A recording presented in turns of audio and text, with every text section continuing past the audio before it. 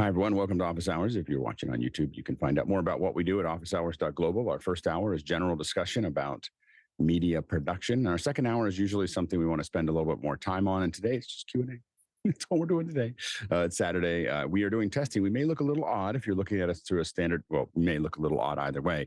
We are now on Saturdays. We will be testing our HDR 5.1 4K, and we'll do that every Saturday. So we're just going to work through it. So the information is just as good. The visuals and the audio may move around a little bit as we start to play with the process, but I felt like the only way for us to get to the next step was to do it. So we're taking that step on Saturdays to play with it. Chris, you were going to say something. Can I request that my voice come from the right rear speaker? No. So here's the deal. Once we get this rolling, I want to have a button on my. I have these two buttons for talkback, and I want to wire them up. So while Chris is talking, I can just go, Chris is crazy, and just have it come from the right surround. He doesn't know what he's talking about. So do you know the origin of the word that we call gaslighting? No. So there was a movie in the 50s called Gaslight. And it was By the way, before Chris gets into this, the QR code is up, and that just means you can ask questions. You can just use that QR code to throw questions in, or go to askofficehours.com. Go ahead, Chris. So what you're talking about is truly gaslighting. So in the plot of the movie, the husband takes the gas lights in their apartment and slowly turns them down over time, but insists, no, the lights haven't changed at all. What are you talking about? And he drives her crazy. And that's the term that we call gaslighting. The funny thing is that when I used to do seminars, I used to manage seminars. Yeah, see, exactly. I used to manage seminars, lots of them. And one of the things we got good at is we would, about 10 minutes before, so you open doors at 30 minutes out, and you want everyone seated right when the seminar leader walks in. So we wanted to figure out, how do we get people to do that without, and we'd wander around, ask people to take their seats, blah, blah, blah. But what we got good at was, we would turn the music up. So we would just slowly it was sitting at this like kind of low level background music, and it was nice and inspirational, all that stuff. And then it would start building up until about 2 minutes before the event. It would be so loud that it was kind of hard to talk. You hadn't noticed it. We had just slowly turned it up, very, very slowly up. But people were kind of like had to raise their voice now, and then we just cut it off. Like we just turned it off, and everyone would just sit down. It was the most amazing, like a social experiment, of just watching it. It was a little uncomfortable, and suddenly we just created this gap that everyone filled by sitting down on the seats. I was like, oh, it's time to sit down. Anyway, it was a fun story from things that we try to figure out how to do in seminars. Let's go to the first question, Courtney. All right, coming in from Paul Wallace in Austin, Texas. He says, you can use the YouTube extension from a Bard prompt at YouTube to ask Bard to help you write a speech and to pull videos into the chat. Comment. John? Bard is very good. I'm getting better results out of Bard lately than ChatGPT, and Google is going to build a model off of every video on YouTube. So it's outstanding work. As we prepare for some of these shows that we do, I ask ChatGPT to ask questions just to see what it would say. Like I haven't used them in the show, but I'm like, what would you say about this? And what would you say about that? And it feels like it really comes down to the prompt. If you tell it enough information ahead of time, it's really good. It's really good at what it does. It's kind of an amazing thing. Next question. The next one comes in from all the way from Tromsø, Norway, and Ronnie Hofsey, where he asks about researching to get a new encoder to replace a LiveU Solo for both studio and remote and mobile work. Support for SRT, HDR, mobile, Wi-Fi, and Ethernet connections, maybe even return video or IFB. Was hoping to get rid of any subscriptions and just buy the box. I think you can actually buy an LU800. That's the LiveU that will support the HDR and the return audio. That's the one we use for some of the shows. I don't know, especially for HDR and return audio, I don't really know what else is out there that you could use to make that actually happen. So I think that one, if you're looking for the HDR solution, that might be one of your only. The other option is to have some kind of bonded cellular that you use, and then you combine it with something like an elemental link. That's another way to do it because it can just use that internet connection to get out. And the UHD version, which is what we're using for today's show, we'll do HDR obviously because that's what we're doing now. So anyway, so those might be a couple options. It wouldn't be all in the box, but you could build a box with a PEP link and a elemental link, and those two pieces would work well. We talked a little bit of, Corey talked about the Makito. Makitos are another solution that you can use to get out of there with hardware. So that's another one. And then the other company to look at, and I don't know if they do HDR, but they might, is Videon.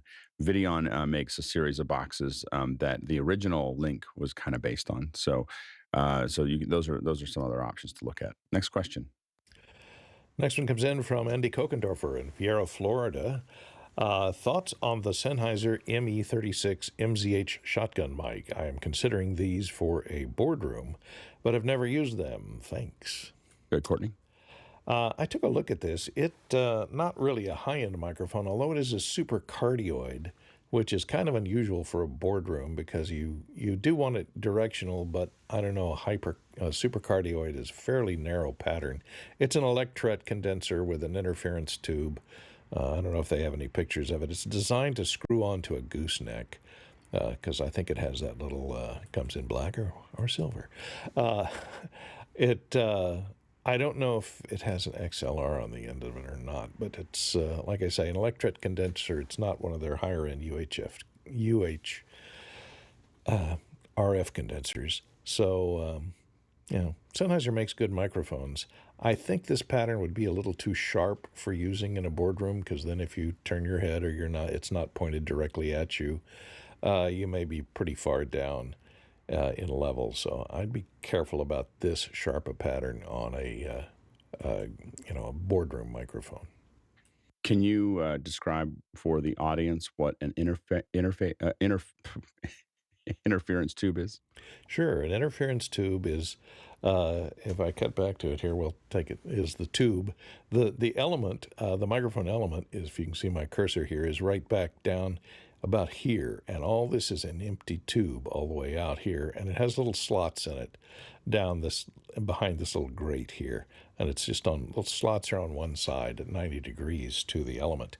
And so that forms its directionality by taking reflected sound that comes in at 90 degrees off axis and reduces it considerably, and it gives its directionality.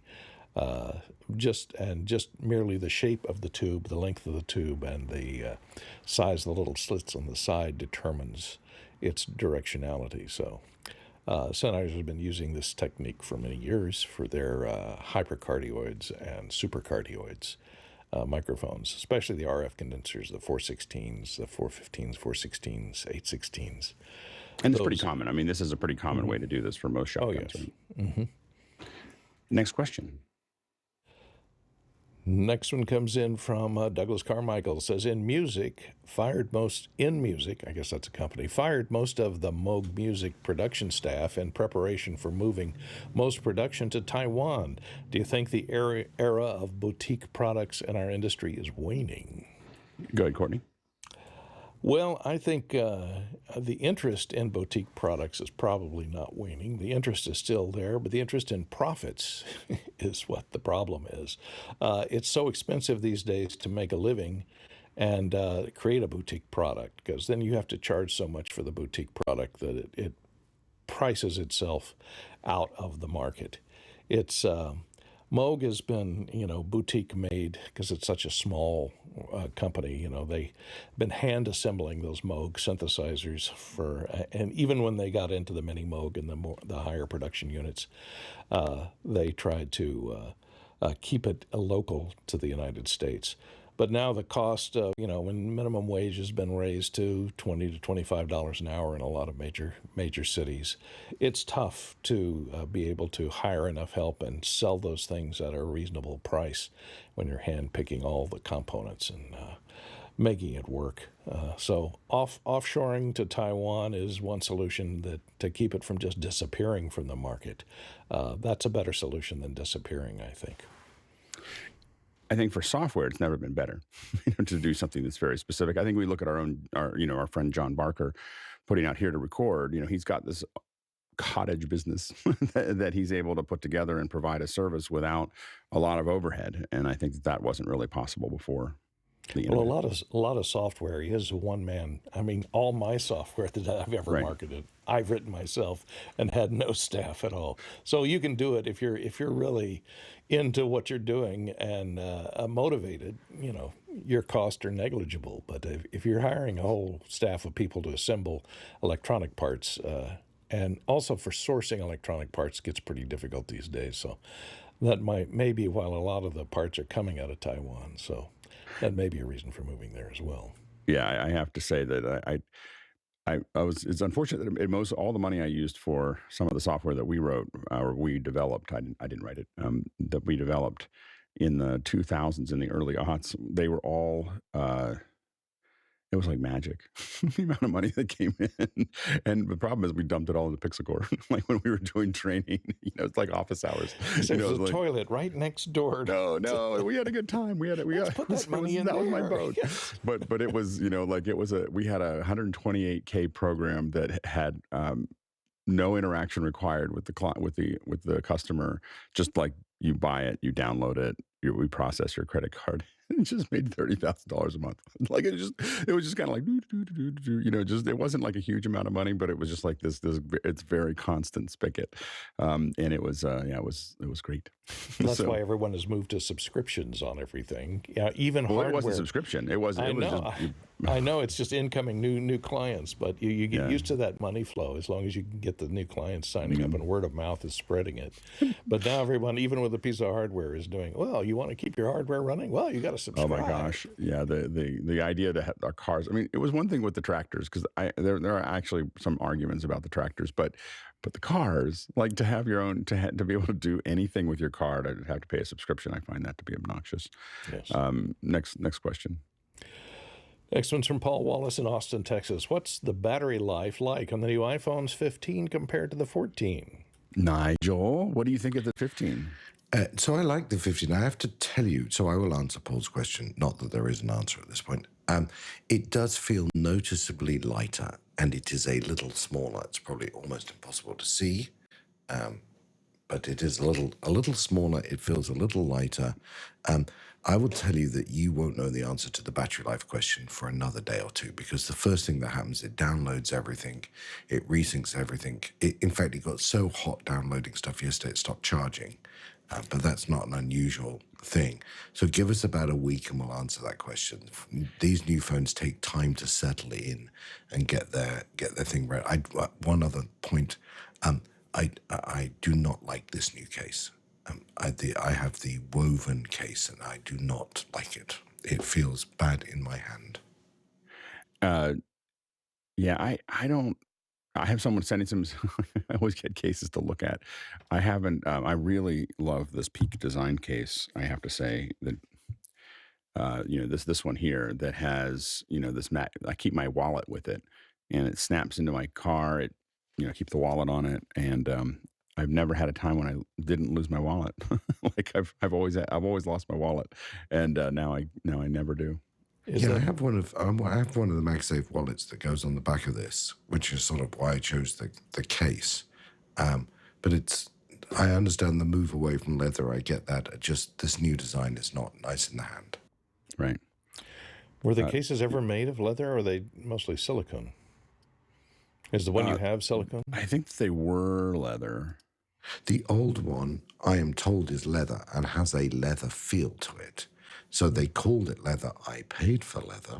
So let's hope that I got leather. I don't believe there are cows running around the country with, iPhone cutouts on their backs. But I guess, I'm sure it was some sort of leather product, whether it was reconstituted. But yeah. Next question.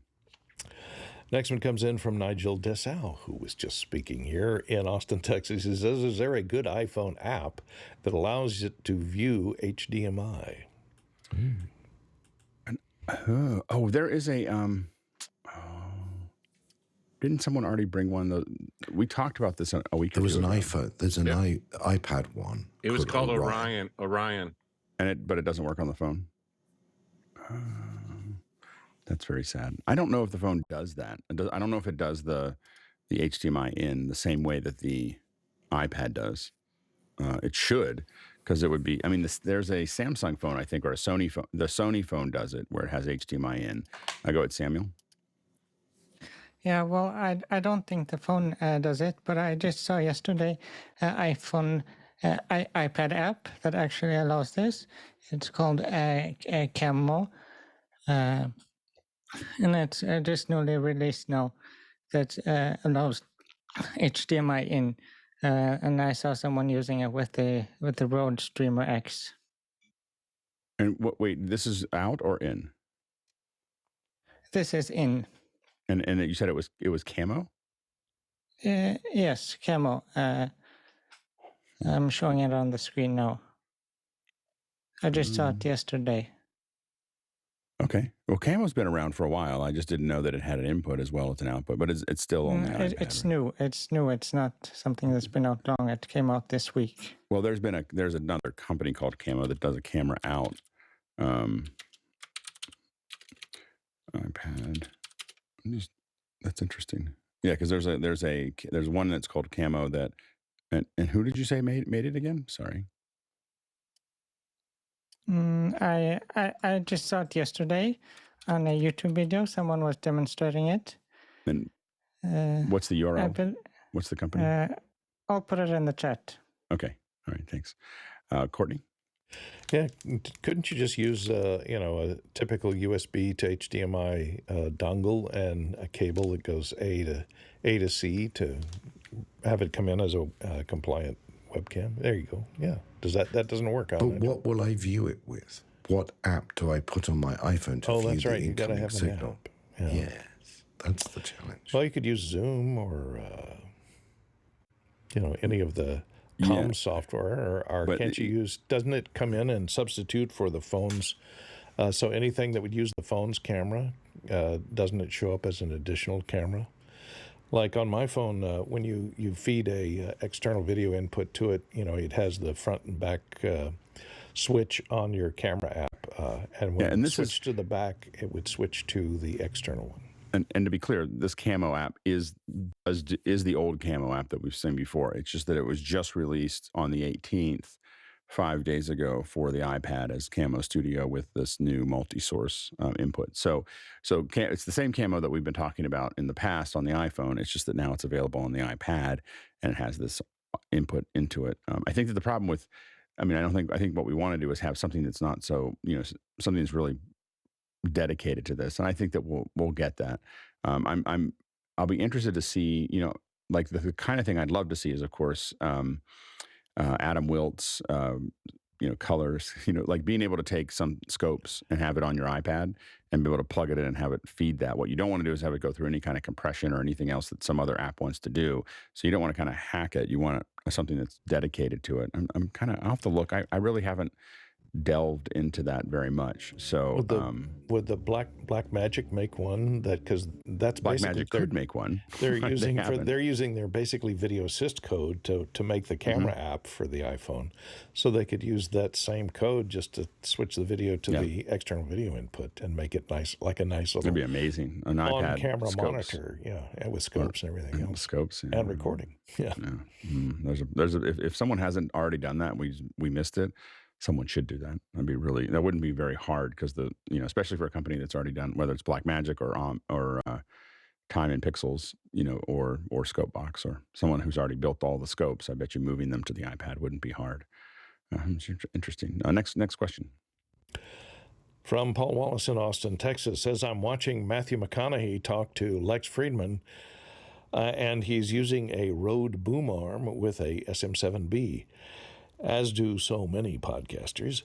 Why do so many influencers use this combo? Because they see it on TV. Go John. They see every other podcaster using.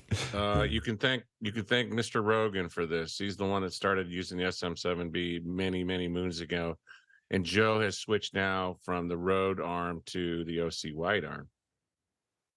Oh, has he? Because it's the best. So, next question. Coming in from CJ Covell in central Pennsylvania, I picked up a Calibrite Color Checker Passport.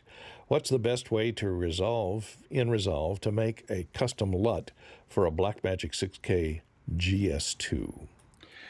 Yeah, I think that what you want to do there is you use that Calibrate and you got to get it really kind of up to the camera there, and then you capture it. And then I don't think I have anything I can show with this. I should have that example floating around. It's a great question. But this is I believe this is the passport he's talking about. So if you're listening to this, it's this one here. And what the system is designed to do is take this one specifically, and if you draw, there's if you go into the color window in the lower part, about in the middle, you're going to see this little button that has for the color checkers, and you can find that passport on there, and then you'll corner pin it over top, and you'll see all the little squares go over top of it, and then it will. Yeah, Courtney, we can. Sorry, that was funny. Anyway,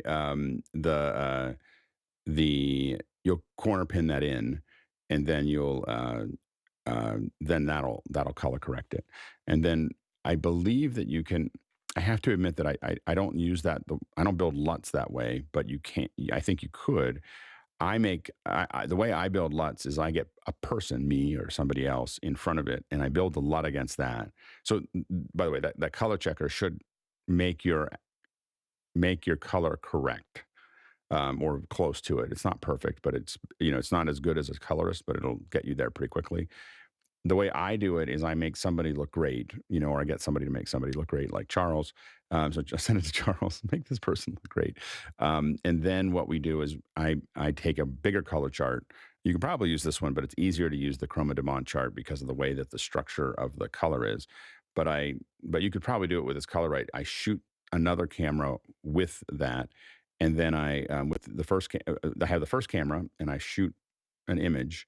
It's got to be the same lighting, same setup. Then you move the other camera in, not just the lens and not just the camera with the camera with the lens you're going to use, and you shoot that again. Then you take that image and you put it over top of the first image, and you set the top one as a difference overlay, and then you tweak the color until basically all the colors turn black. And when they all turn black, then those two cameras will look the same from that original one.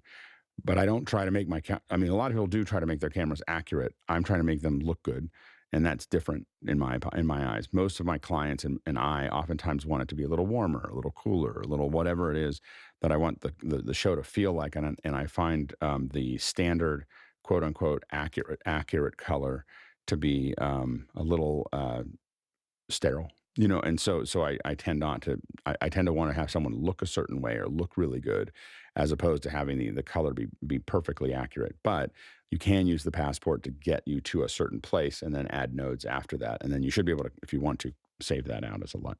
Go ahead, Nigel. Yeah, I use the spider checker, which is a slightly bigger one. So people want to do this. It may seem an obvious thing, but occasionally you film it upside down. But it's really easy to rotate the picture in Resolve, because when you do the mapping, the auto mapping in Resolve so if you buy one of these things, make sure you buy one that Resolve has the auto checking for, and you line up all the little dots and you press a button, it creates the color for you, and then you turn that into the LUT. But occasionally you have to rotate yourself because you've done it upside down. There's operational knowledge for you. Next question. Yes, I was sorry. I was just practicing for the next question. Robert Green says, speaking of subscriptions, my Hue app of Philips Hue lights frame is warning me to get an account. Seems like a forced subscription is coming. Courtney?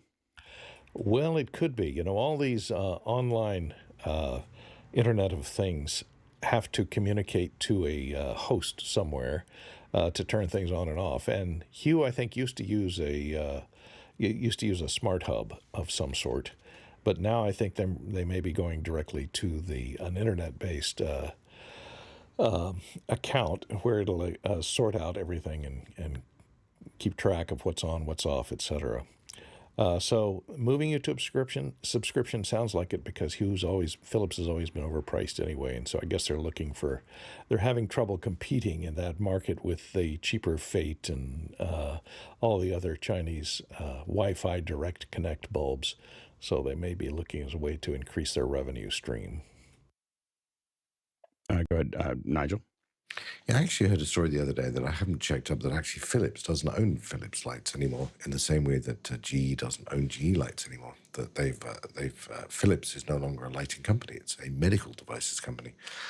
Either way, I will tell you that you should expect this to be the end result of this. There's still a fight for your space on your device. Each one of these manufacturers is going to try and do that, and assume they will all go to subscriptions, not because of any other reason that the multiple they will get when they sell the business is higher for a subscription business than a one-time revenue business.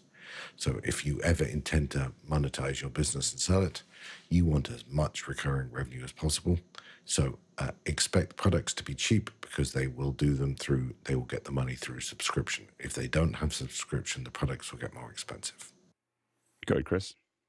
Hue still sells the Hue bridge, and my colored lights back there, that's how they work. What's interesting when you start tying things together with, in like the HomeKit world, is a lot of these different standards or companies all have their own bridge, and then what you end up having to do is you have to attach the bridge, or connect or subscribe the bridge to the HomeKit app. So for example, I think, Alex, didn't you say you have the Aqara power strip? I have the Eve. Eve, okay. So Eve is one. Aqara is a very interesting company. I have a lot of their stuff. And it comes with its own hub. So once you get the switches and Bears Oh My attached to the hub, then you have to attach the hub to the HomeKit. I think the reason why a lot of the people in the home automation space don't use the Wi-Fi ones, Courtney, is because they tend to be unreliable and slow. So like you hit a thing and it's like, oh, and there the light switch goes. And I think that one of the things that people talk about, the metric-wise, is what is the response time? When I hit the button, does it actually happen, or do I have to wait for like a bunch of communication protocols to connect and then all of a sudden see the action happen? But like the Wi-Fi and the Bluetooth they're generally considered to be kind of a bozo no-no. Like, stay away from that. You want something actually that has a hub. The Aqara hub has the added feature is that it has, I think I've mentioned this before, it has an IR port on it. So if you place it in the appropriate place in the room, it can run everything in your room that has a remote control, an infrared remote control. I use that in my mother's room so I can kind of ramp the volume down on our TV and eventually turn it off at night. So it helps her actually go to sleep, which it's not working great. I was up 4 times last night, but that's a whole nother story. Courtney? Yeah, one problem you run into, and I have a lot of IoT lights in this room, is, I build the switches in, and they all have a mechanical button to turn the switch on and off. But the problem is I've got a lot of LED light strips that don't have mechanical buttons. And the problem is if they're using a web-based server to control them as the interface between, let's say, the A-Lady or Google Home and the LED strip, is if you lose your internet connection, you can't turn things off or on unless you have some type of infrared control like Fenwick was talking about. You're stuck. If your internet goes out but your electricity's still on, you may have a lot of trouble doing anything, turning anything on and off. And so that's one problem. And that was a solution that the hub really solved, because even if it didn't have an internet connection, you could still use the app to turn things on and off locally over the local area network. Right. But a lot of these don't have local area network control, and they have to talk to that server in the cloud. Go ahead, Samuel. Well, I just wanted to comment on the Aqara protocol. I have a few devices, and it uses the ZigBee protocol. at least the ones that I have, and it's like a system, like a mesh system that they connect to each other instead of connecting like Wi-Fi does to the access point. Nigel? It's almost like you could make a business out of this. The observation I would make that people who are probably new to this world is the more different manufacturers you buy from, the harder this is. That if you really want to do home automation, try and find the supplier that does the majority of things that you want and stick with one provider. Each individual device may not be the best of its type, but their ability to talk to each other coherently and consistently will mean you can live in your home rather than spend your life trying to manage the technology in it. Yeah. Yeah, I know for me, I've gotten a couple Eves. Even the older Eve didn't work; it stopped working. like the protocols keep changing, but the newer one that I'm using right now in my studio seems to work pretty well. I still feel like Chris and I are gonna start. I know we're gonna get somewhere. We're gonna start doing some little podcast where we talk about it, because then I'll just kvetch and complain, and Chris and Nigel will tell me how to make this actually work. That's what Chris and me. Isn't this what the Matter protocol is trying to do, is trying to get everybody together on the same page? But does it work? Yeah, Matter got waylaid by COVID, I think. There's a thing called Esperanto, which is a language that I think was created so that everybody in Europe could talk the same language and understand each other. And I think it was Esperanto they created. Have you noticed that the English still speak English and the French still speak French and the Spanish still speak Spanish? Because all of these things, and Matter is one, is going to require compromise. And until this industry shakes out and there are one or two leaders left, the compromise will not happen. And you are experimenting, which is why you shouldn't rely on magic of Matter. You should pick one manufacturer, make it work, and be happy with what you've done. Next question. Coming in from Cape Town, South Africa, Cosmic Gajar says, today, painting my wall in my new office 18% gray. Not keen on background elements such as bookshelf, color lights, and other decorative elements. What is the trend today, as we have morphed since 3/2020? I had the gray wall for a long time, and I've now even when I wasn't doing this, I painted for the last 20 years. I pretty much walk into an office and I go, and I hand the painter an 18% gray card, and I just go, just match this gray. And I've been doing the same thing for 20 years. So I like gray. And the reason I like gray, I think that color, I think the things that matter to me that have color stand out more when it's in a drab environment. I know that sounds crazy, but having a nice basic environment means that other things have the color stands out with them. And so that's why, like, when we use a lot of professional apps, that you'll see that they're all dark gray, and that's so that you can see the color accurately, but more importantly, that those colors will pop out. So that's why we use gray. I think that we've changed the background. I've changed the background because I just watched other people and realized that I felt like there was something that I had created, that I had done, because I was like, oh, well, I didn't have anything to put behind me. I had a window, so I didn't have anything else to put there. It was just going to be a bright window. And so I put a gray wall there, and I thought that it looks nice, but I felt like when a lot of us started doing that, it felt a little sterile, like that we were all, like there was something missing. And I really feel like there's something interesting about seeing everybody's background. So the people who didn't do that, and, now if I don't have something good to put behind me, or I don't have short depth of field, I'd rather put gray. Like, so I will say that I still have a gray screen and I still use it for things. So if I don't have anywhere to go, I would definitely use gray as a background. And I think it's a great in between for that process. But what I did here is I turned my whole studio around, and I happen to have storage behind me. So I did put a couple extra things like this little Apple cube and this camera as kind of interest points. I got to light them better, but the and Courtney's I have Courtney's scope right there. So we still have to figure out how to turn it on. I got to make a I've given up on trying to find the power supply for it. Anyway, it's just a cable. It's not a power supply. It's just I don't mean power supply, AC but a cable. cord. But I can't find an AC cord that fits into it, and I'm just clamping something onto it seems Like, it just bothers my mind. But I realized I could just get those little, I could get ones that are just like a little, anyway, it's a whole nother story. So I think that it looks nicer with that shorter depth of field. That background looks kind of nice, for a lot of different people. So I think that's, and I do feel like it feels a little bit more homey. Like everybody has a different feeling to it. So I don't think you should force it if you don't like it. And I also think the gray is really a good solid option. But I think both of these are infinitely better than some kind of digital blur or virtual background. So I think these are the two. I would say gray screen or something that you've kind of thought about behind you or something you're happy with behind you are both better options. Next question.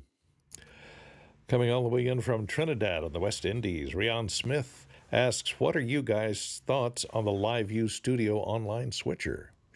We had LiveU on.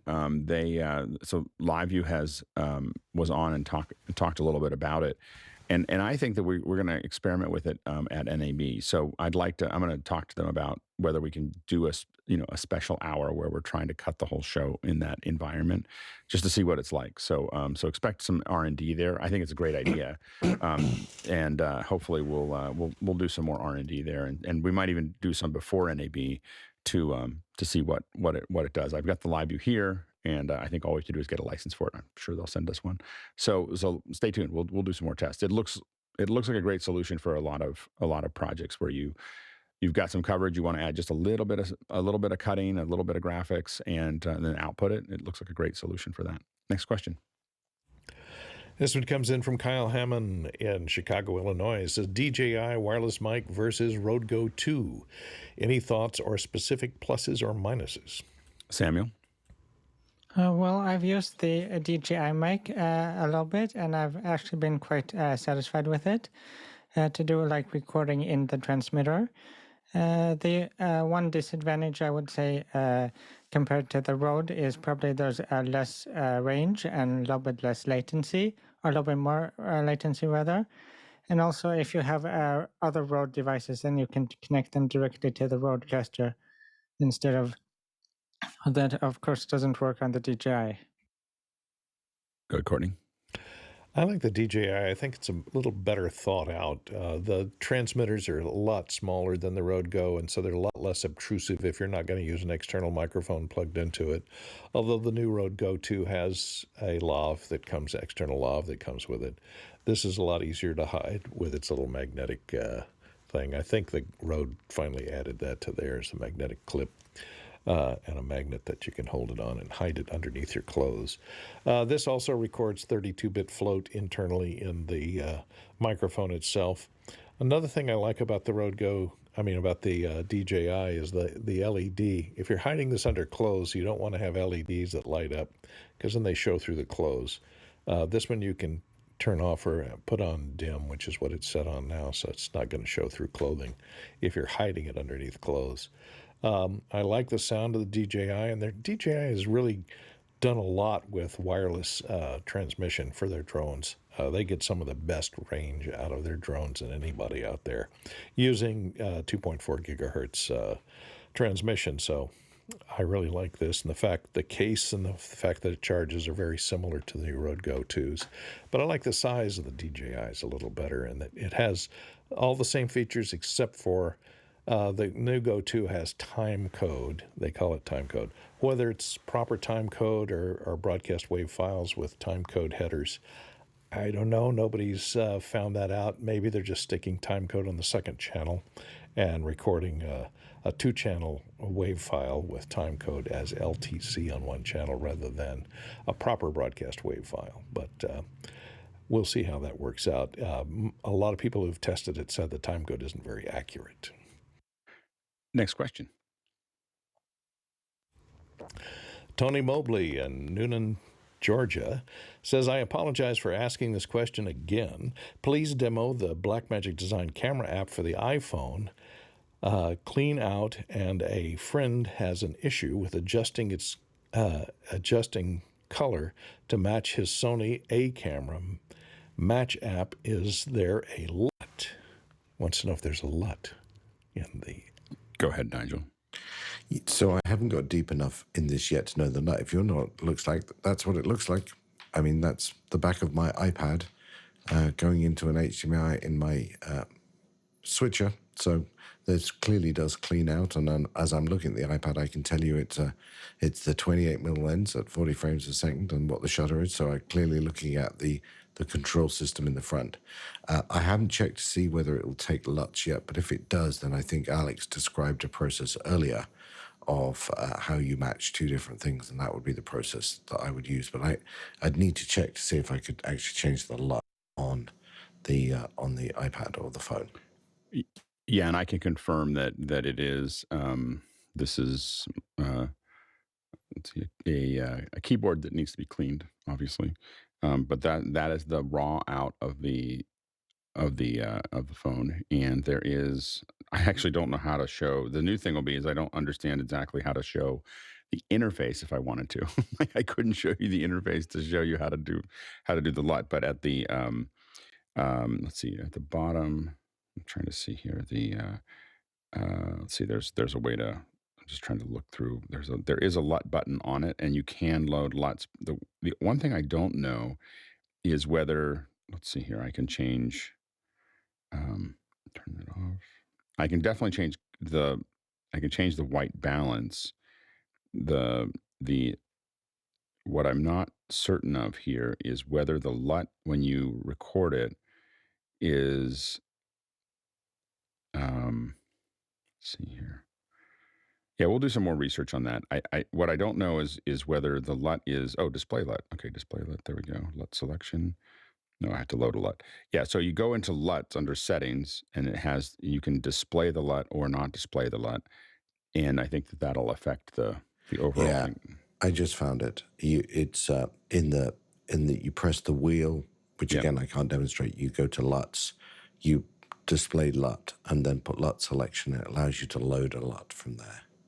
And you have to load those LUTs into your iCloud or into your phone, into the folder in your phone that it's created. And then you'll be able to load those LUTs in. So there's actually a folder on my iPhone called LUT and Media that comes with this app. So if you plug it into your Mac or something, you should be able to copy it into the LUT file. Yeah. Chris? Nope, can't hear you, Chris. Under settings monitor, if you turn off the HDMI clean feed, which I believe is by default turned on, does that allow you to see the UI? Wait, say that again. So go into settings on the Blackmagic camera, scroll down about halfway to the monitor subsection.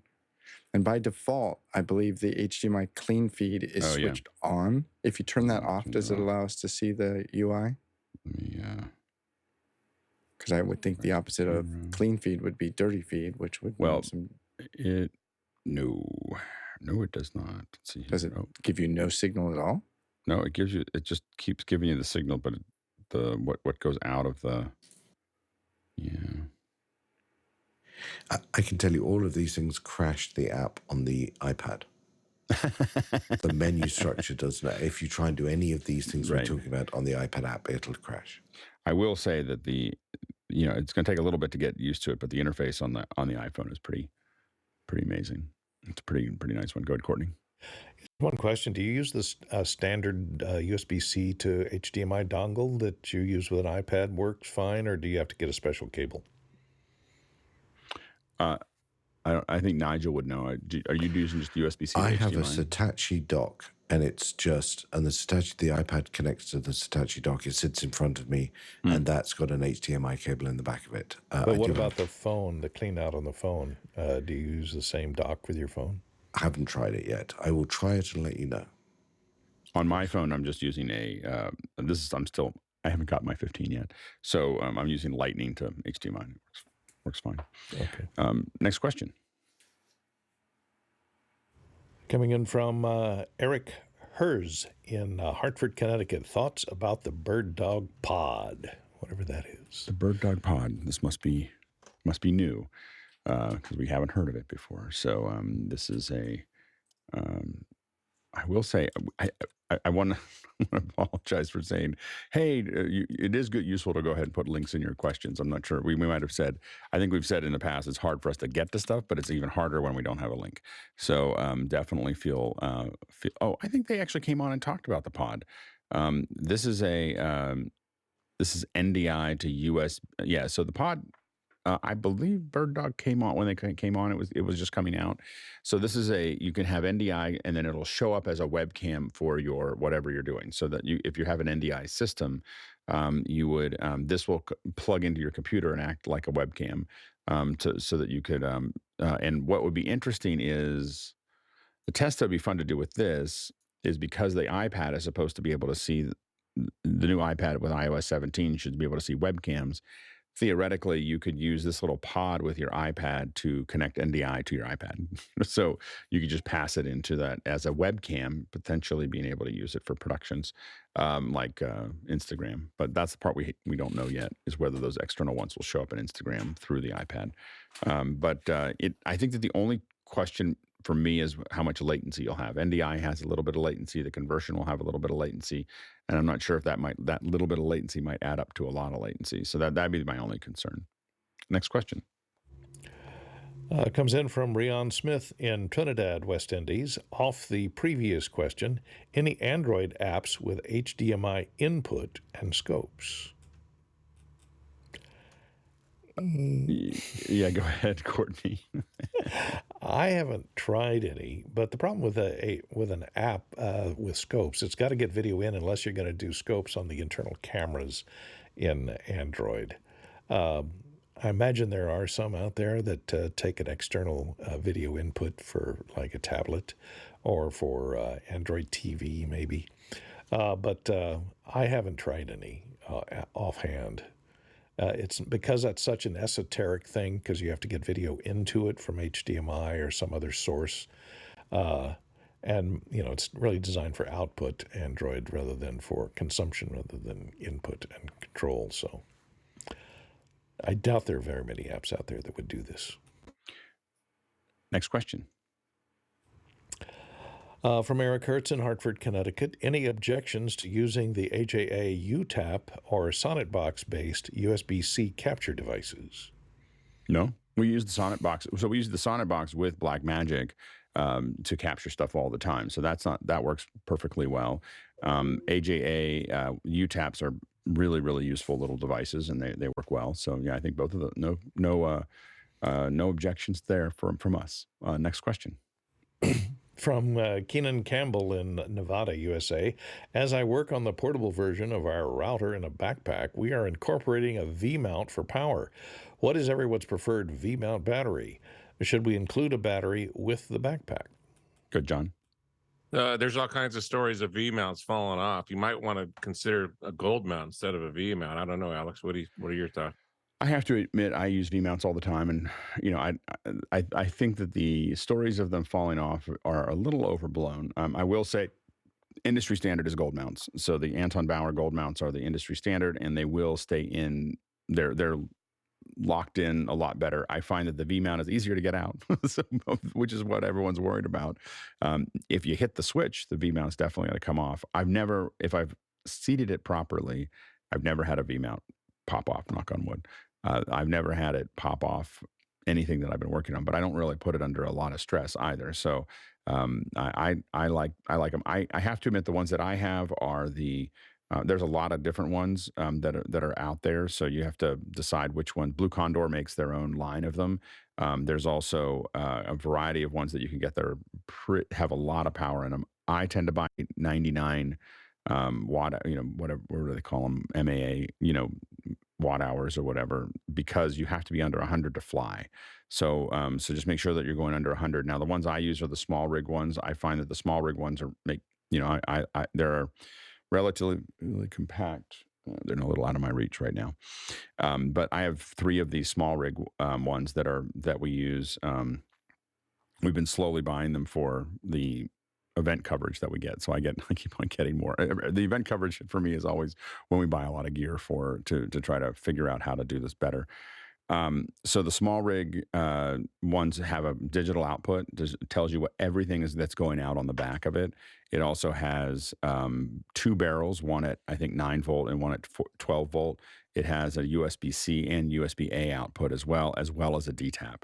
And then if you take the mount that it comes with, the V mount that it's designed to go on, that's a holder for it that's designed to go on rails, you get a whole nother set of outputs. Those two combined, I find it is really nice to provide a lot of things with power from one battery. And then that battery, it's a little bit cumbersome to swap the battery because you have to swap out all those cables.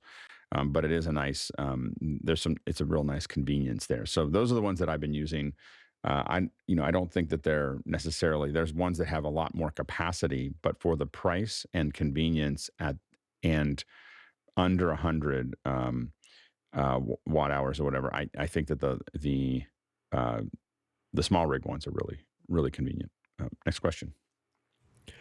This one comes in from Carlsbad, California, and Chris Taylor. Recommendations for a one-person vocals, one instrument at a time, simple digital audio workstation recording studio devices. Courtney? Well, if you're just looking for an interface and you have your own, Pro Tools or other digital audio workstation, we talked about this yesterday or day before yesterday. The Shure has this new MVXU XLR to USB, and it has phantom power, so you can plug in any dynamic or phantom-powered microphone. It gives you local feedback over the headphones with 0 latency, so you can hear yourself as you're recording. Of course, this would just be a single microphone.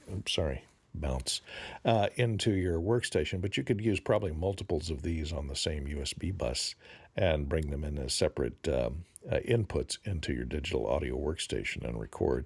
It has 60 dB of gain, which is pretty good for the dynamic microphones with fairly low noise. So I take a look at that, but at that price, $129, you're getting into the range of the small 4-input mixer or standard a little higher end USB interfaces that are designed for podcasters. So yeah, I still would look at something that's a multi-track recorder. I mean, especially if you're doing this on your own, you want it to be a DAW interface, but you may want to look at a lot of musicians do use the Scarletts. I have a hate-hate relationship. Some people have a love-hate relationship with the Scarletts, and I have a hate-hate relationship with the Scarletts. But I think that there's a lot of musicians that swear by them, and they seem to figure out how to get music out of them. So Focusrite makes the Scarlett line. The higher-end Focusrites, are probably a little bit higher quality, and when you pass the Scarlett line, you might be able to find better interfaces there. So those are some relatively simple ones, 2-channel inputs. If I was going to do it, I'd still figure out how to save money and get something like a Mix Pre 3 because you have those inputs, but you can do it anywhere.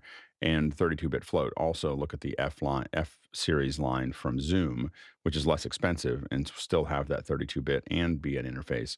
But being able to record anywhere and being able to double record into the device, I think is useful. If I was trying to record something that mattered, maybe you're just playing, but if I tried to record something that mattered, I would try to have a device that can record it, not just go as an input into the DAW. There's a lot of things that can go wrong between the device and the DAW. So especially if you're only doing a handful of channels. If you're doing a lot of channels, there's some arguments against that. But if you're doing just 2 channels, I would really think about something that's capable of recording locally. The only concern I would have with the Shure, which just arrived. It's in the other room. I got that Shure that Courtney was talking about because I want to test it for. I need to test it for some of our mics.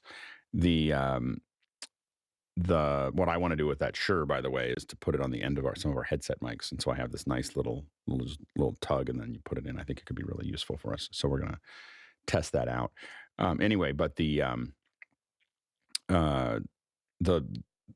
concern I really have is just dynamic range. If you're singing, just making sure that you're not going to overdrive it. It's a very small, and there's not a lot of complex components. The advantage of some of the other ones with 32-bit float and so on and so forth is that by yourself, if you don't get the settings right, they're pretty forgiving.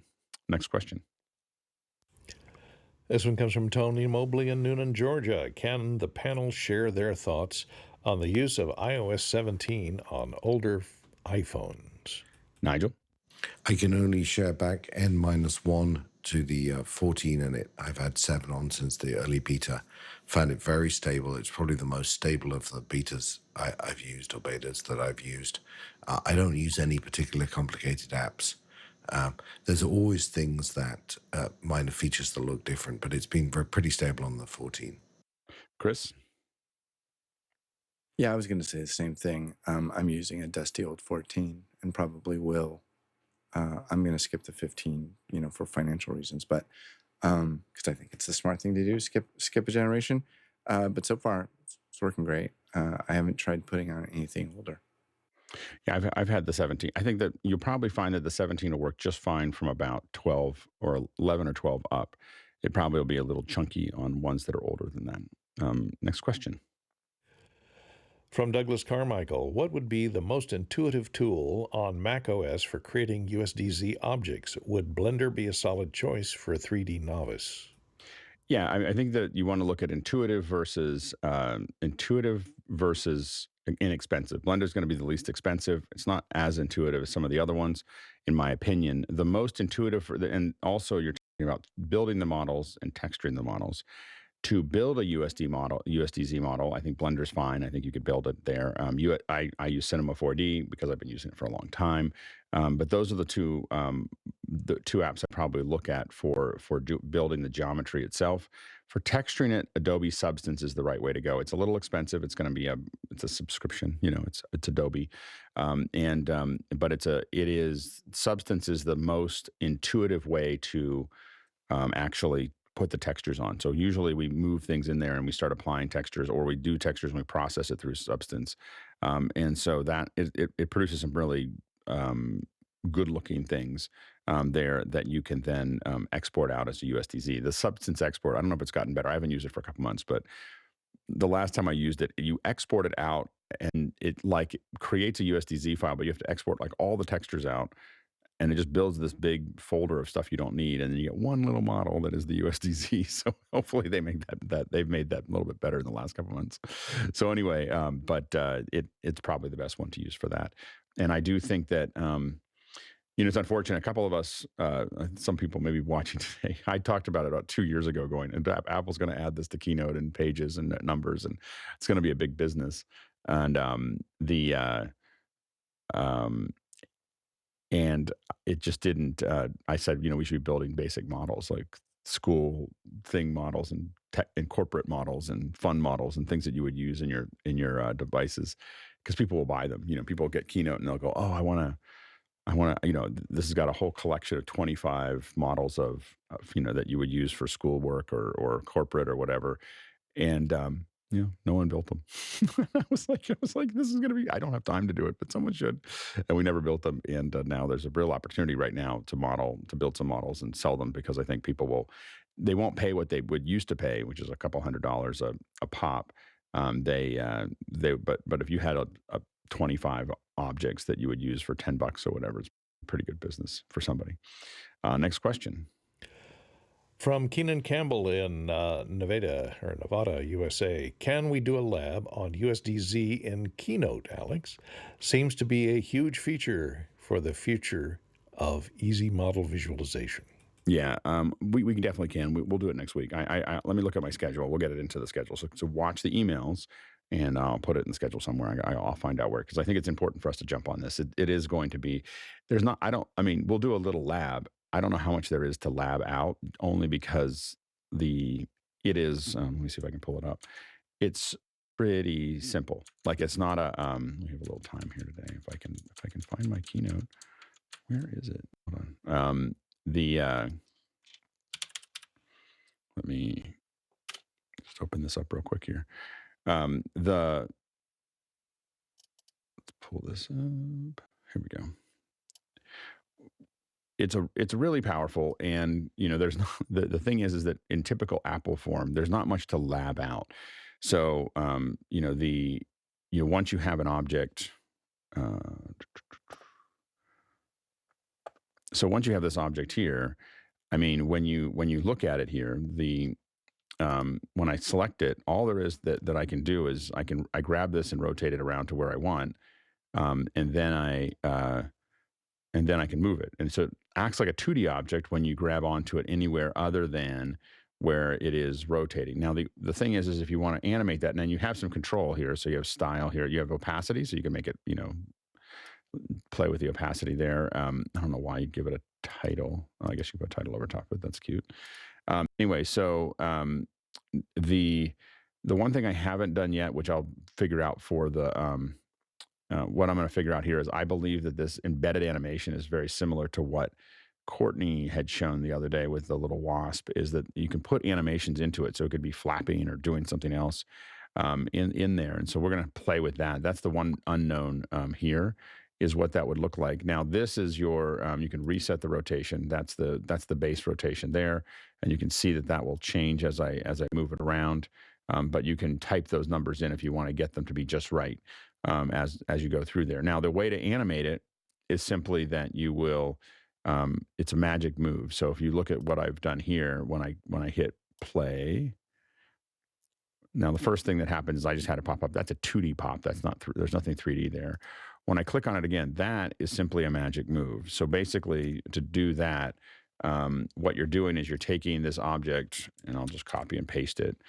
All I do is this. You'll see this little blue corner here, and that means that if I go into animate, you see magic move here, and I can change it. I can do. I think I can do these other ones as well, but I'm using magic move right now, and so I can say how much do I want to go? How long do I want to take to go from one to the other?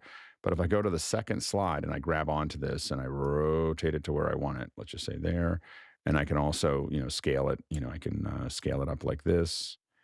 I can move this over here, whatever. I can scale it. And it's going to find the way it's going to do it. Like, you don't get to, I'm used to having control. So here you just hit play. And then when I click on it, you'll see it just does that animation, and it's adding ease in, ease out to it. So you don't have to. I believe that there's a it does. There's ease in, ease out. You can just ease in. You can just ease out. You can have none. So those are the options there. But that's how you're animating those. And then what I showed here in this little demo that I did, and I'm probably gonna do another video because a bunch of people have asked me, like, actually walk through how you did this or do it. But these are just 2D. Those are animations that already existed. This is what we call, if you look at it here, this is a dissolve, and this is I drew a line, and it's called line draw. So those two things are just stuff that's already built into it. And so that's 2D over top of the 3D. And I think that, Keenan, you're right. The reason I've been excited about this is because I think that it is it's going to be a big deal. It's going to be, that, and by the way, I was thinking about, Courtney has talked about, like, it's been in PowerPoint for 5 years. Why hasn't it? I have a feeling, I was talking to someone about it yesterday, and I said it's been in PowerPoint for 5 years. So this is what you can do. So Courtney's showing you, the more advanced version of this that's already been, again, as Courtney said, already been in PowerPoint for 5 years. And I asked someone that's been doing PowerPoint for a long time, why did it not take off? And his response was really interesting. He said, 4x3. I was like, what are you talking about? And he said, PowerPoint was 4x3 for a long time. So anything they opened it up, it was always in this old 4x3 format. And you had to do this stuff to get it to go to 16:9. And he goes, and so everyone kept on doing 4x3.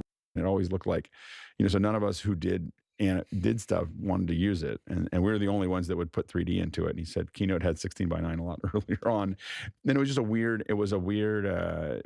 I hadn't thought of that angle, but he does a lot of stuff for corporate presentations, and he just said, it was like everything was broken from PowerPoint. So we just didn't take anything they did seriously because they were in a 4x3 format instead of 16:9, and it was a pain that we had to fix. You just have to set your stage size and aspect. But they would get all of the big thing was they would get all of their presentations from all their corporate partners in 4x3. So they didn't spend any time trying to. Yeah, nobody's ever changed the default. And so he said the default was devastating. Like, it was just, because they had to rebuild everything all the time. So all they thought about was how to get it out of PowerPoint. And so no one who does any graphics work was using PowerPoint. And he said that was what kept it. Probably we were the ones that would have used 3D, but we didn't care because we were just trying to get it out of PowerPoint. Because up until only a couple of years ago, everything you saw in a corporate event was Keynote. Like we'd say, hey, we're going to conform. What we call it is conforming for presentation. And what that meant was we're going to take your Google Slides or your PowerPoint, we're going to put it into Keynote. And because Keynote's animations and stuff like that play back better. They tend not to hiccup as much. And so that was the bottom line. And so no one really, if it didn't exist in Keynote, they weren't using it in corporate presentations because they didn't consider PowerPoint and Google Slides except for Microsoft and Google, which, by the way, might have been using Keynote for their presentations until only a couple of years ago when someone executive realized what was happening. Go ahead, Courtney. Yeah, I'm sure they were probably using Keynote in those corporate demonstrations. Yeah, I've done a lot of Disney stuff, and they're all using Keynote. Have been for years. Mm-hmm. I wonder if you have a PowerPoint presentation, you have the conversion to import PowerPoint into Keynote. It's kind of a disaster. Do the conversion. I wonder if it's going to support USDZ. Oh yeah, 3D animations coming from PowerPoint into Keynote. I doubt it, but it'd be cool. But there's a lot of things that Keynote doesn't support that you can never take a Keynote, like a real Keynote document sent to PowerPoint. Yeah, that's really hard. Going the other way, Apple does not want you to do that. Well, we have so many animations and so many tools that don't exist anywhere else that you couldn't really send it somewhere else. But bringing, like, the easiest one to bring in is Slides. Slides has so few features that Slides is actually relatively easy to get into Keynote. The ones that kill you are PowerPoint users that are really good at PowerPoint, and they've built all these little special things into it. And when you get it and you try to put it into Keynote, it's a disaster because none of that stuff works. So we always tell people, just lay it out in PowerPoint, and then we'll conform it and we'll talk about the animations. And so we just try to, let's not do that. Go ahead, Nigel. I was just going to join in the 16:9 4:3 debate in corporate environments. I discovered what I had to do was not issue the corporate template in 4:3. Only issued the corporate template in 16:9, and that then drove that change in PowerPoint. And then you have to be really strict with people when they use old templates to fix that, because that's what perpetuates the backwards nature of PowerPoint in most corporations. I find that just subtle doses of shame and ridicule work really well. It's like someone posted for a long time when we were trying to kill it off in a couple of corporations. It wouldn't be during the show when the person's presenting it, but they're always like, "Oh my God, 4:3." Like, we would just say that, just like a little a slight geek, and it was a really good poison where you didn't say a lot, you just said that. And you'd say it loud enough while someone's walking by that there's a whole thing that you probably don't like when executives are walking by. You have this real opportunity to talk to each other, but loud enough that they can hear it without actually talking to them. And you'll be like, "Oh, I got 4:3. I'm so corporate," like as they walk by, and I hate hearing that. And so it just kind of drops the poison in as it goes by. Go ahead, Chris. Did you mention that Google was using Keynote until I can neither confirm or deny that. Okay. So real quickly, if you don't mind. And they definitely don't now. They definitely use Slides for the last, 5 years. So late 90s, I was doing a show in Chicago. A friend of mine was running audio at the giant Microsoft booth, big booth. And he goes, "Hey, you want to see a tour?" And the interior of their booth had a ceiling and air conditioning. So all them, and they had about 10 racks of gear in the back. And he goes, "Hey, you want to see something really cool?" And he takes me to the very last rack on the very bottom shelf. And this is late 90s. There was a Mac 2 CX or CI or something. And I said, "What's that doing?" And he goes, "It's running all the software demos." I go, "What?" And he says, "They don't show software in the booth."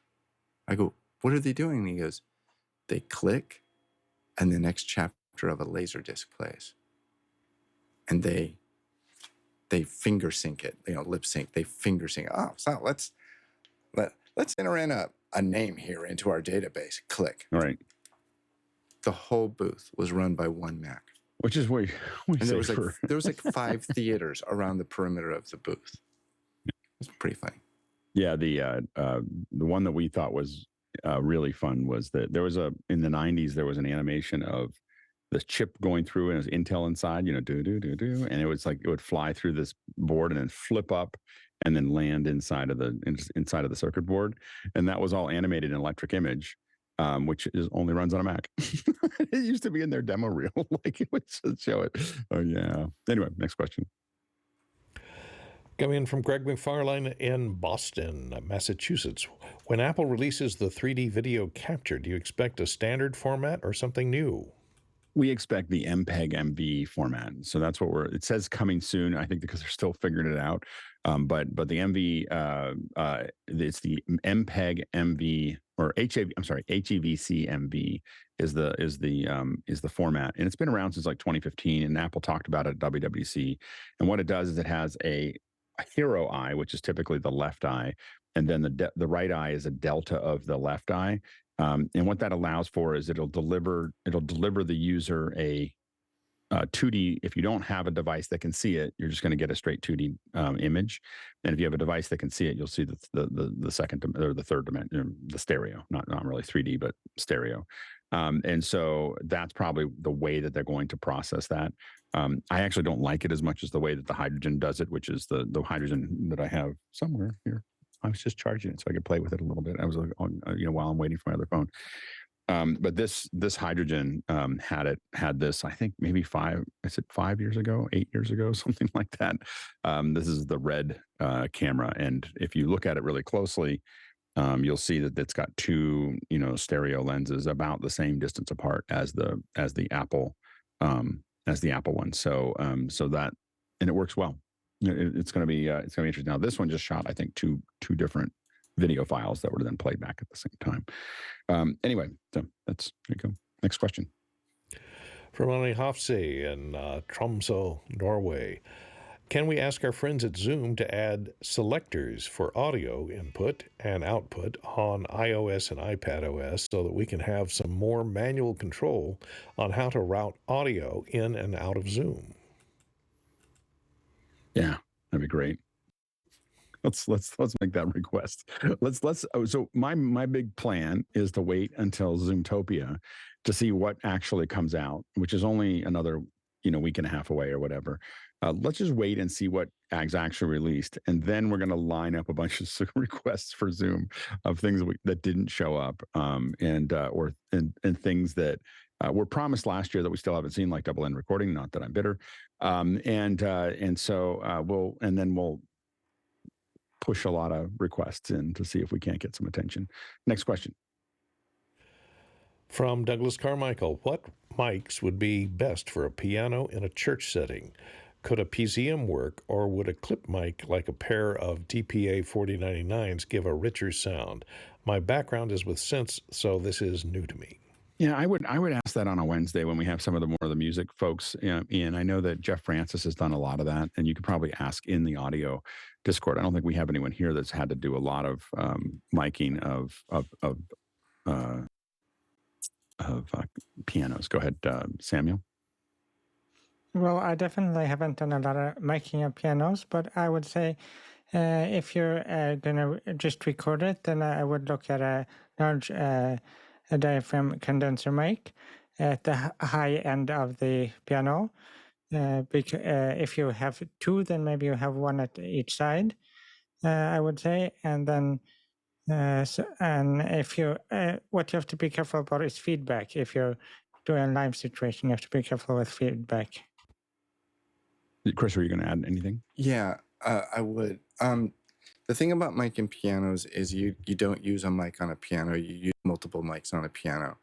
And in a live situation, you have to look at the stage presence and what your stage is like. If you have a very loud stage and you're doing, and also, of course, grand piano or an upright, a grand piano on a loud stage, although it will not sound as good in the full mix, what Samuel just said, it won't feed back if you close the lid when you mic it. It's not going to sound as good, but it has a certain amount of isolation.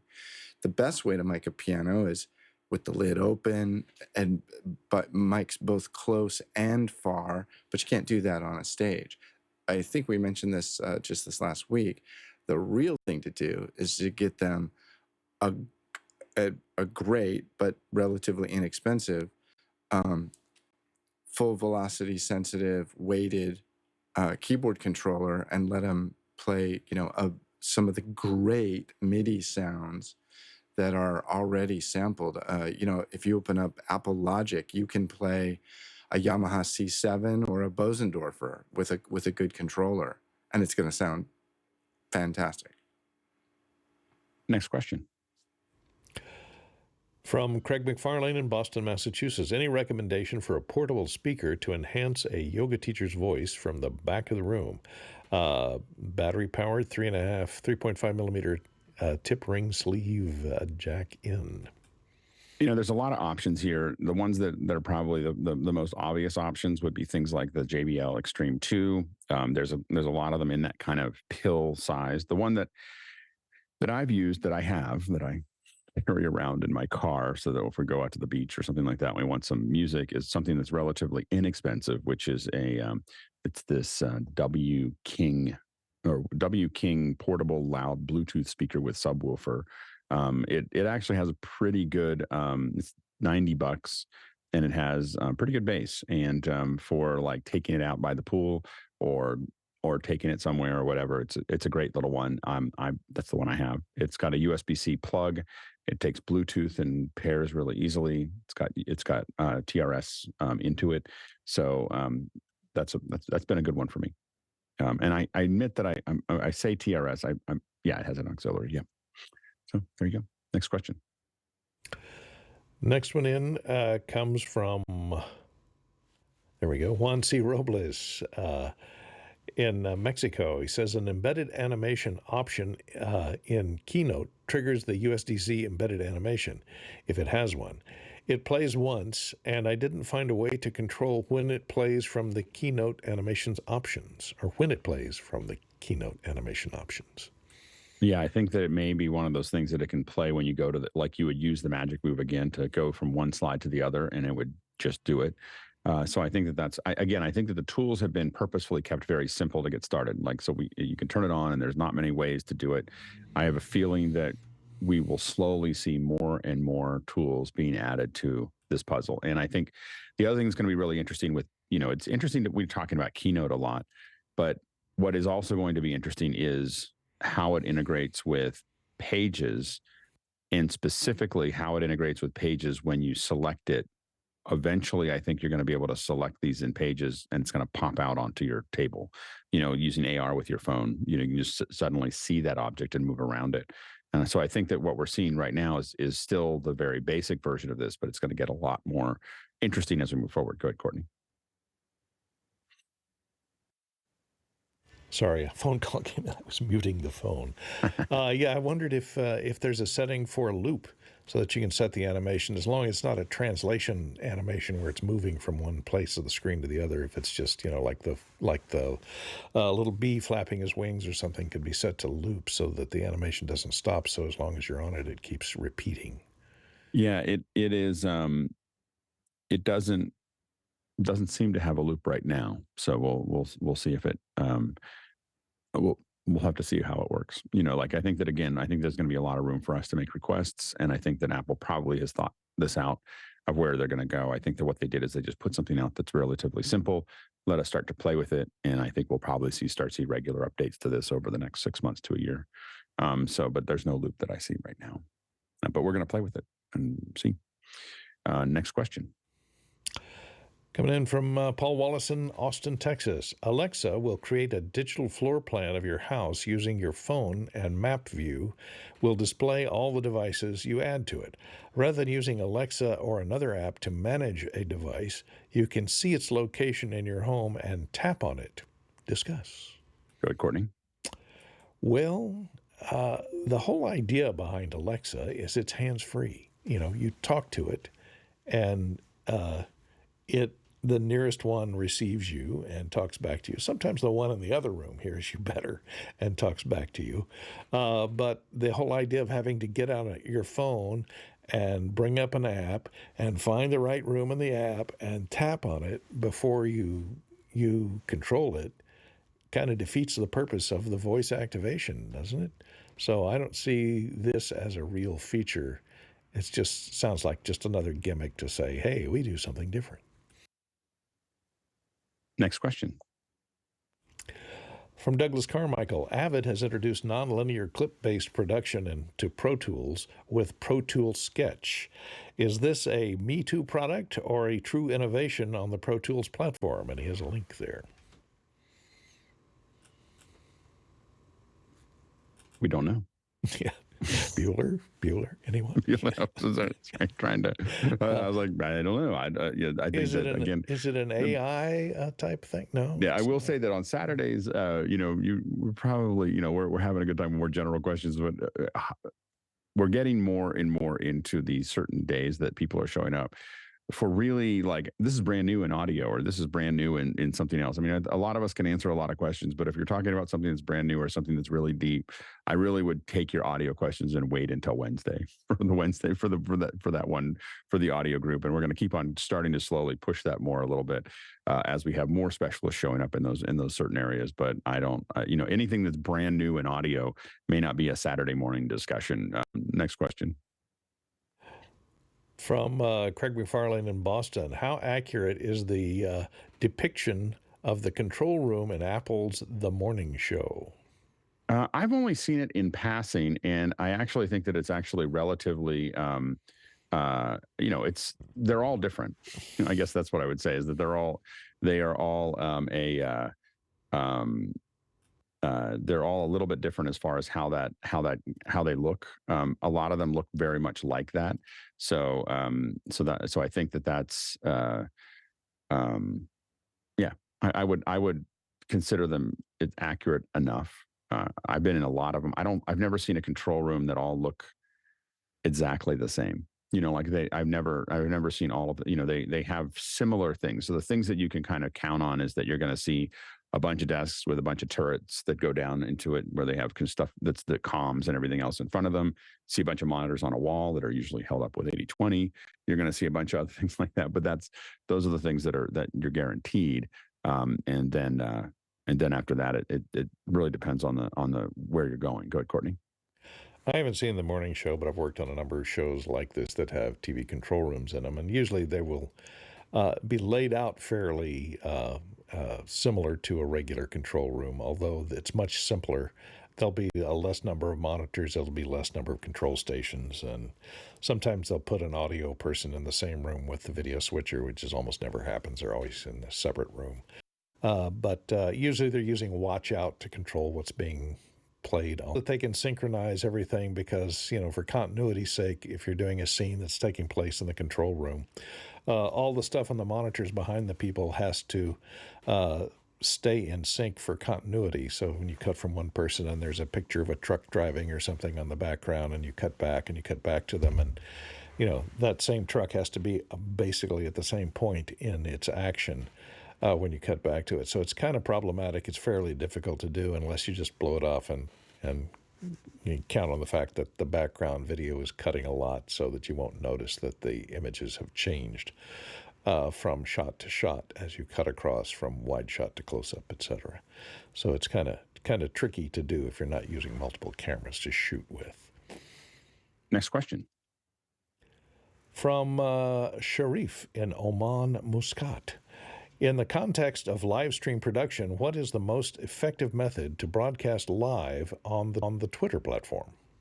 So to broadcast live on a Twitter platform is pretty complicated. Twitter Spaces is easy. You need to have a media producer approval on Twitter to actually stream to Twitter. So it's not an automatic thing that you can do.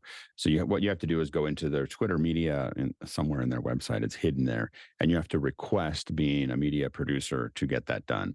So, and sometimes you'll get it, sometimes you don't. You really have to kind of have a good reason for it. Twitter doesn't leave this wide open. Once you have that, it's relatively simple. You're going to stream. You build a key. It's an RTMP input. It's not the most stable platform to stream to, but and it's really, really sensitive to little things like GOP. So it wants 90 frame GOPs instead of 60 frame GOPs, and if you give it 60, it's going to do all kinds of things that aren't happy. So it's not like you can take your YouTube settings and translate them over. You have to look very, very carefully at Twitter's. It has a breakdown when you open it up of exactly what it wants to see, and you should do exactly what it asks because it has no flexibility. Like there's no elasticity. I don't think they've really developed it. A little bit of the back history for Twitter is that they bought Periscope very quickly before it was even a product. And as a result, it didn't really have time to really harden. And then because it was not fully hardened, when they brought in big partners to stream to Twitter, they used MLBAM, which is MLB's, kind of spin-off to sort out to support others.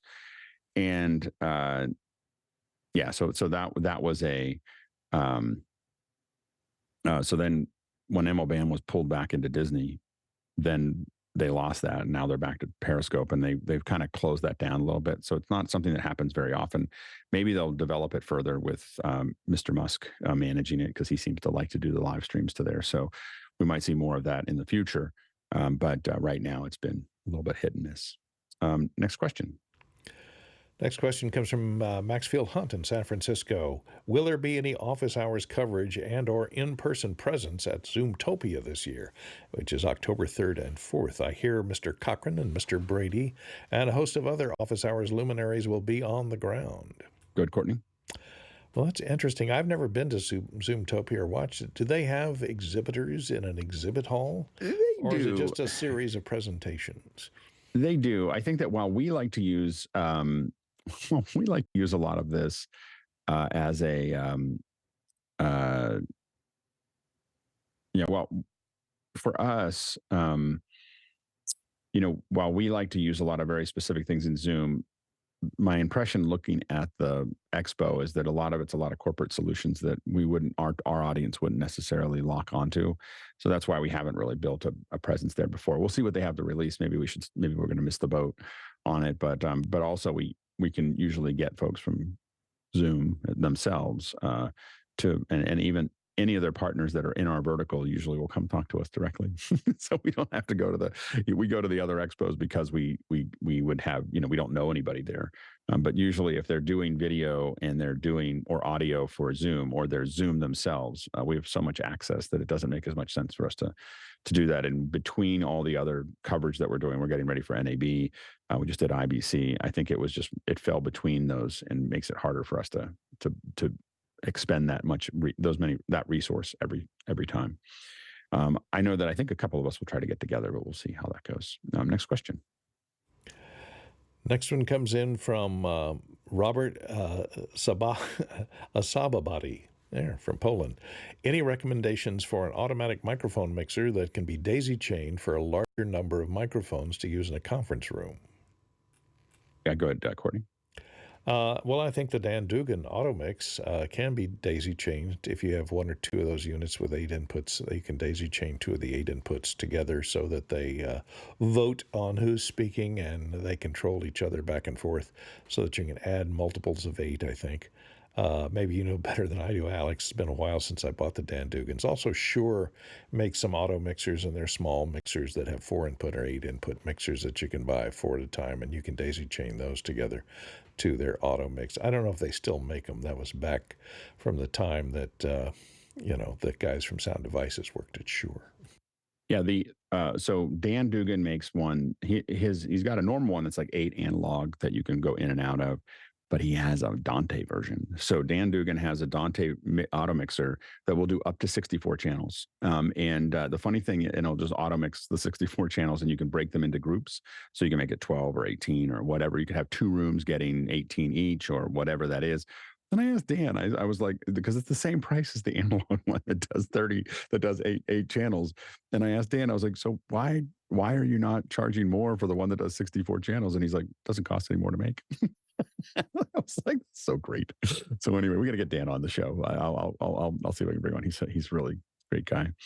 Anyway, but look at the 64 channel. I think it's 64. It could be 32, but I'm pretty sure it's 64 channels. 64 channels of Dugan auto mixing and it's its own thing. It's a couple, it's $5,000 or $6,000, but it will do what you need it to do, I think. Next question. From Ronnie Hofsey in Tromsø, Norway, any new products launched at IBC that has not already been discussed? I think the ones we were interested in, we talked about. We had last Thursday. If you look at last Thursday, you'll see the discussion there. So, yeah. Next question.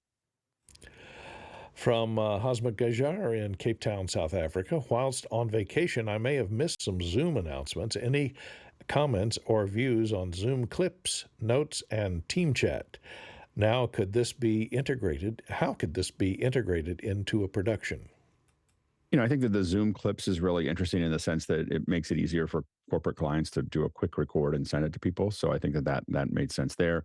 I haven't been using notes, and team chat I think is their kind of Slack thing. I have to admit that I have really not used very many things in Zoom other than the Zoom client itself. And I admit that if I feel like things aren't going fast enough in the Zoom client, there's a little bit of passive aggressiveness of I just want them to focus on video, so I won't use any of the other products. So I've been kind of willfully not paying attention to anything else Zoom does other than video. Next question. From CJ Covell in central Pennsylvania. Follow up to his LUT question. What are the pros and cons of the different LUT output formats in Resolve, 17, 33, or 65 point, and the Panasonic VLUT? Yeah, so I'm not familiar with the VLUT, so I don't really use that. The one that is the most common is the 33 point for live. Now 60 with all of these this is resolution. It's how many points of control do you have. As you increase the resolution, you're going to have less guesswork and less interpolation between those control points. Remember that you have millions or billions of control of colors that you're working with, and you only have 17 control points to pull them around. And then there's interpolation between those and that, whether it's tetrahedral or linear or bicubic or all these other things that are going on between those control points, you're leaving some of that up to guesswork. And so you have more control as you add more. So if you're going to do something for post, you may want to think about the 65 point cube. Live is generally 33 point cubes because it's harder to process because there's more control points there. And 17, I don't know anybody who uses 17. so it's pretty crude. And I think it was what we first came out with and people first came out with. So I would, if you're thinking about using it in a live environment, I'd probably look at 33. If you're looking at doing it in a post environment, I do 65. If you ever think you're going to use it in a live environment, stick with 33 points. And then the next step up from there, if you go back and look at some of the stuff we had from our experts, our football experts, you'll see that there is also just a pure one-to-one connection rather than a LUT that they're working on, which is pretty exciting, but still early days. Next question. Comes in from Ronnie Hofsey in Tromsø, Norway. How much do the rules for checked-in luggage size and weight differ between different airlines in different regions and continents? Go ahead, Nigel. So they differ by airline, by class, by plane, by route, by the mood of the person you're checking in with. And all of those things can affect. You'll find that mostly, and by the way, it also depends whether they use pounds or kilograms.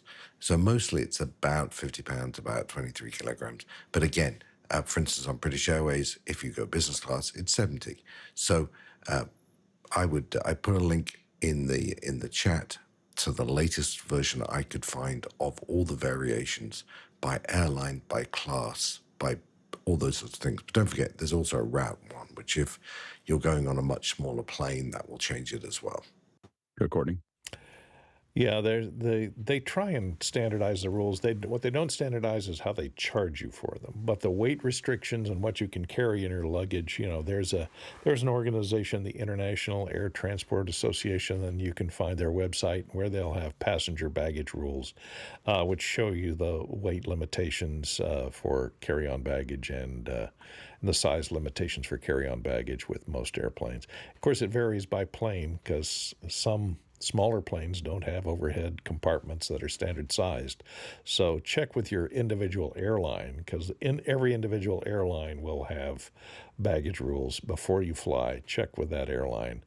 And the difficulty in that is sometimes you'll have connecting flights that are on different airlines. So make sure you you check all the connecting flights to make sure that you don't be able to check a bag and then get it to the second airline at the second leg of your trip and find out that they won't take your bag. So Yeah, make sure you check it from end to end. if you're doing production, never fly Lufthansa. That's all I'm saying. Like they're so difficult. Like I every time I've flown Lufthansa, I've just been like, oh, I can't believe I did this again. You know, like and it's because they'll sit there and weigh your carry-on bags, you know, on the way in, they little cheapskates. And so so the you know, it's super annoying. You know, and so you learn to avoid certain airlines in certain countries when you can. So for instance, I will never connect through I'll never connect through Britain or Australia because if I can avoid it at almost any cost, because their unions are set up where they won't even process a bag over 70 pounds.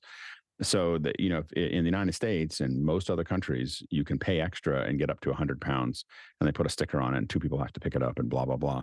They won't do that in Australia or in London. Or in Britain. They'll just leave it and say you can't move this through. And so as a result, we learned to not use those as connecting hubs. Again, we've learned to avoid Lufthansa. There's other ones that are, you know, a little bit more flexible. We use Turkish Air a lot because they just are very flexible about how they manage your bags. And also the Gold Lounge in Istanbul was amazing. Anyway, and so but it is different generally in the United States. It's just by size. You can put a piece of lead in there, and as long as it fits into 9 by 14 by 22, you're going to be able to put it into the overhead. They will try to take your bags on the way through. So they'll when you go on a little puddle jumper, I just did this to Arizona.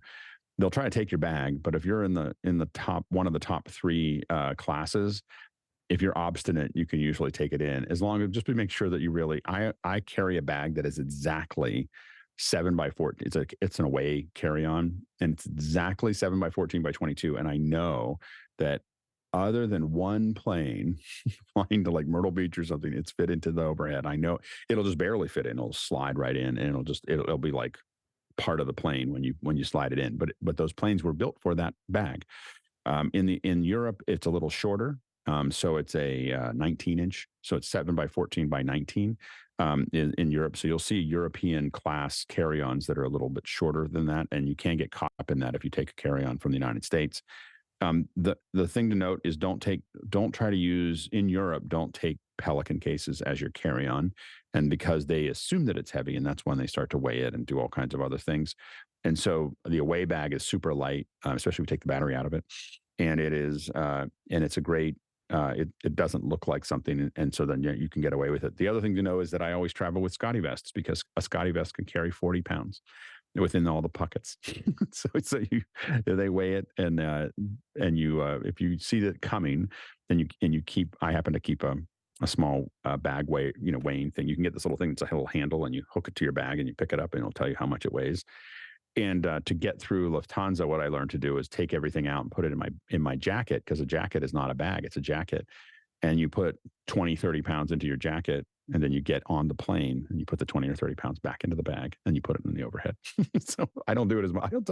I'll tell you all my secrets now because I don't do very much traveling anymore. But that was one of our ways to get kind of around a lot of those things.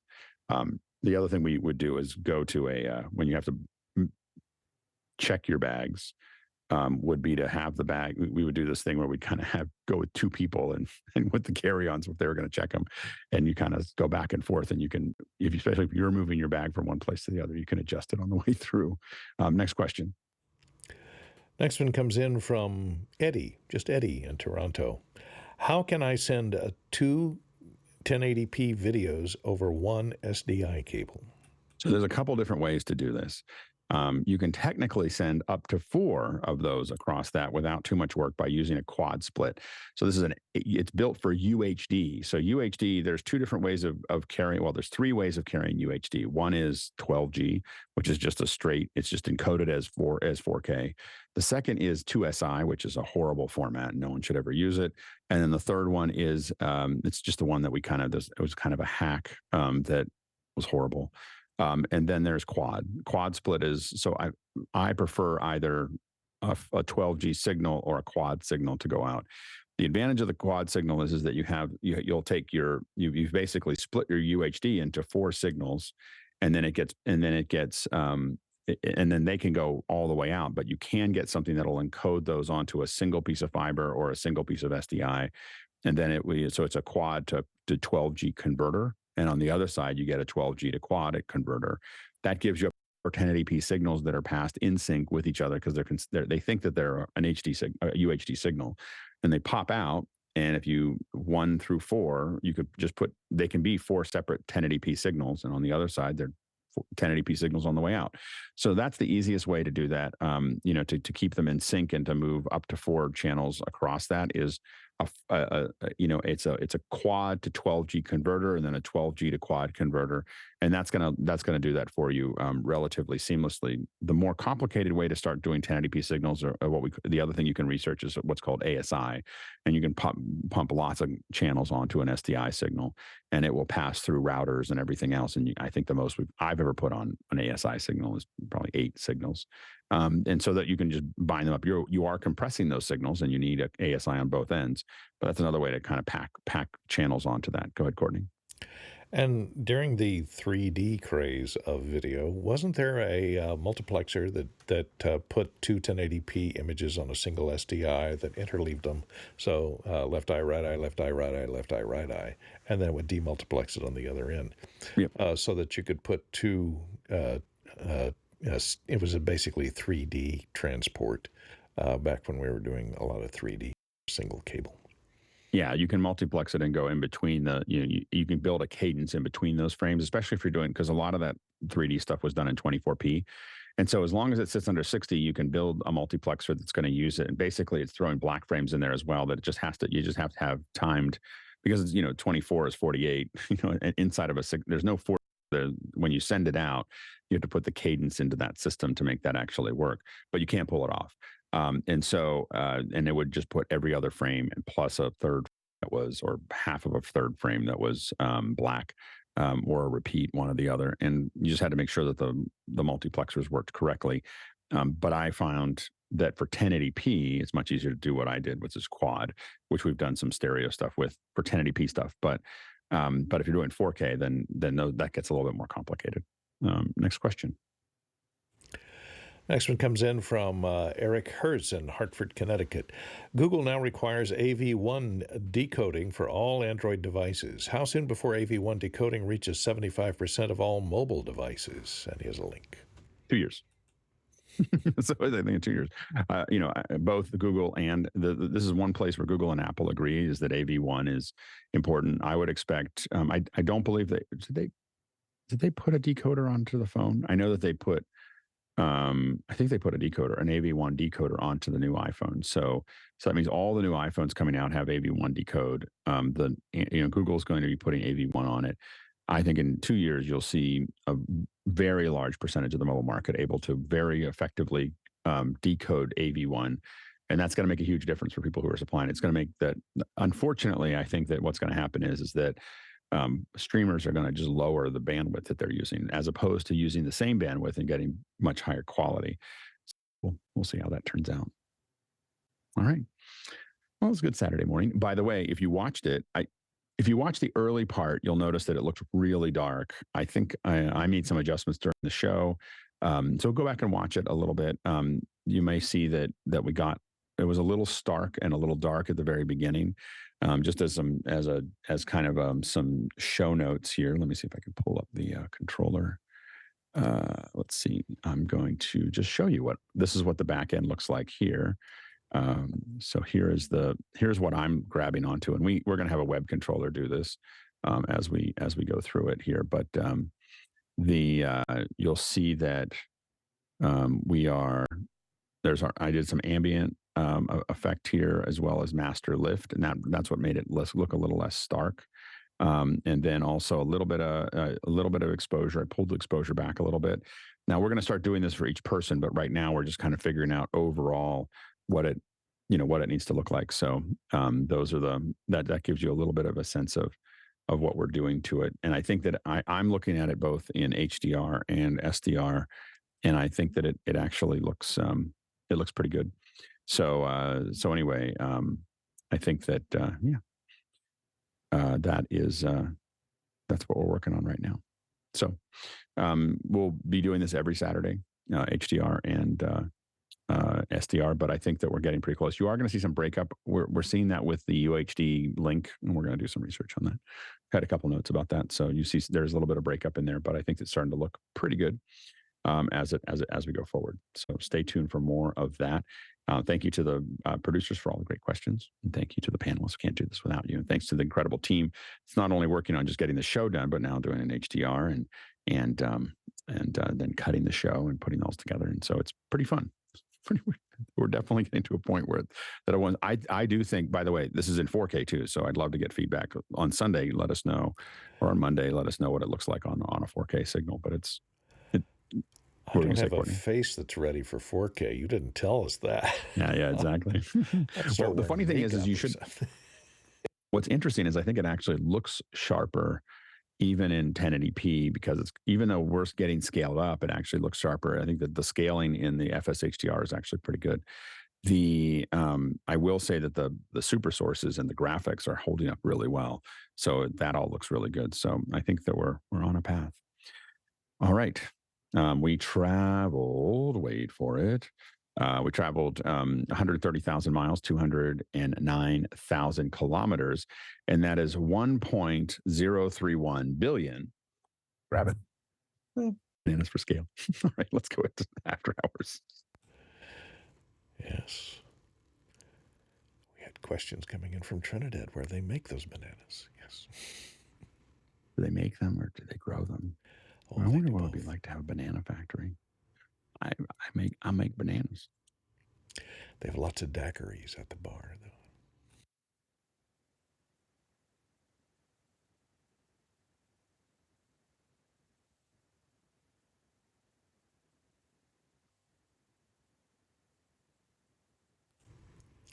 though. Are our YouTube videos in 4K on Saturday? Yeah. Jawohl.